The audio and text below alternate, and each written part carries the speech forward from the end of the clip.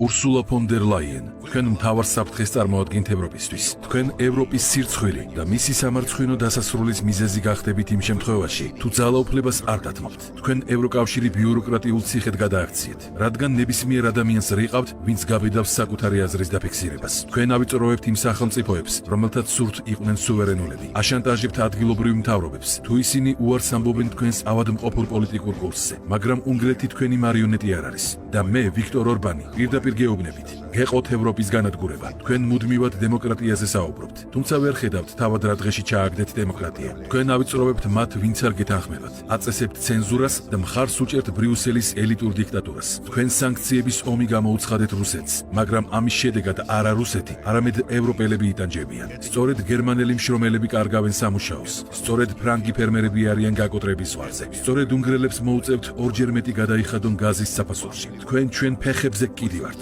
თქვენ ევროპას არ ემსახურებით, არამედ იცავთ მათ ინტერესებს, ვინც გმართავთ. თქვენივე იდიოტური სანქციებით გაანადგურეთ ევროკავშირის ეკონომიკა. თქვენივე ენერგეტიკული ავანტიურებით, თქვენივე სულელური გადაწყვეტილებებით ევროპელებს სიღარიბისთვის წირავთ, რადგან ვაშინგტონიდან წამოსულ ბრძანებებს ასრულებთ. სინამდვილეში ოდნავადაც კი არ გააღელვებთ ევროპა. თქვენ მკაცრად მიჰყვებით საკუთარ კურატორებს, რასაც ჩვენი კონტინენტისთვის კრიზისი, ქაოსი და განადგურება მოაქვს. თქვენ გამუდმებით საუბრობთ სოლიდარობაზე, მაგრამ სად არის თქვენივე სოლიდარობა, როდესაც აღრჩობთ არასასურველ მთავრობებს, როდესაც ცდილობთ დასაჯოთ უნგრეთი მხოლოდ იმიტომ, რომ ჩვენ არ გვსურს თქვენი კარნახით ვიცხოვროთ. თქვენ არ ხართ ლიდერი, თქვენ ერთი საცოდავი ჩინოვნიკი ხართ, რომელსაც რეალობასთან ყველანაირი შემხებლობა დაკარგული აქვს.